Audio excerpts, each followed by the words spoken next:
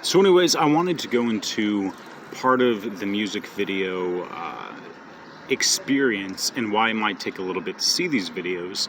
Most of it is in post-production, so I'm working on a 12-track EP.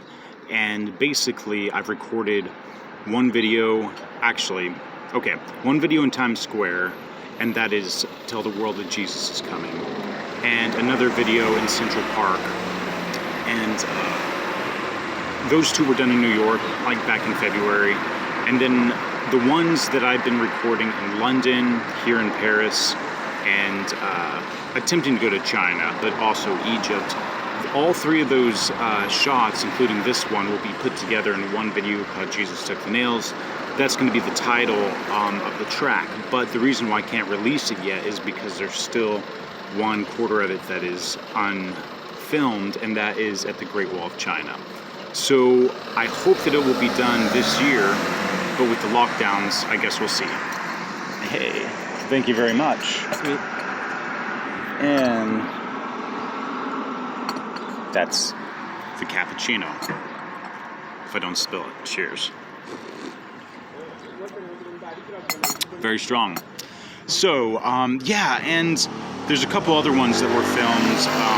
I was working on one in New Mexico, but it took 1.5 years to get the permits to film, and that's going to be for the song We Stand. So when it's released, it's going to be a very great album with a lot of videos. It's going to be something where, like, you could buy a DVD for like $10, take it home, and have an hour's worth of footage. A lot of it behind the scenes, a lot of it, interviews with the potential members. I've been working on the vocals in Nashville, and they are about 85% done. It's just one of those things that takes time, but rest assure you, it's better to finish the race and actually have something done than to release it half done and hope that people like it. Another thing that I want to do is extensively advertise it on like Facebook and iTunes. I'm really wanting to release it with a record label, because what happens is when you release it independently, like this whole video is probably cost like 10 grand. And if you release it independently and only 100 people listen to it, it's kind of like wasted.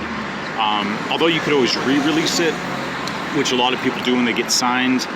I'm wanting to get a label and release the whole thing in a package deal.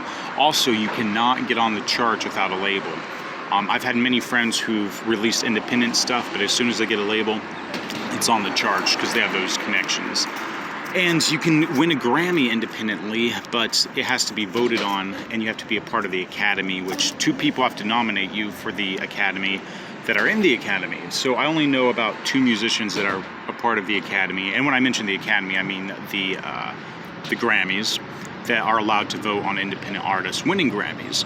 So I was going to send a head letter to all the people that I know that are a part of the Academy and say, hey, can you nominate me, and see how it goes. But we'll see. Anyways, that's it. I'm going to continue. Side note, I'll be here for 3 more days and then back to the US.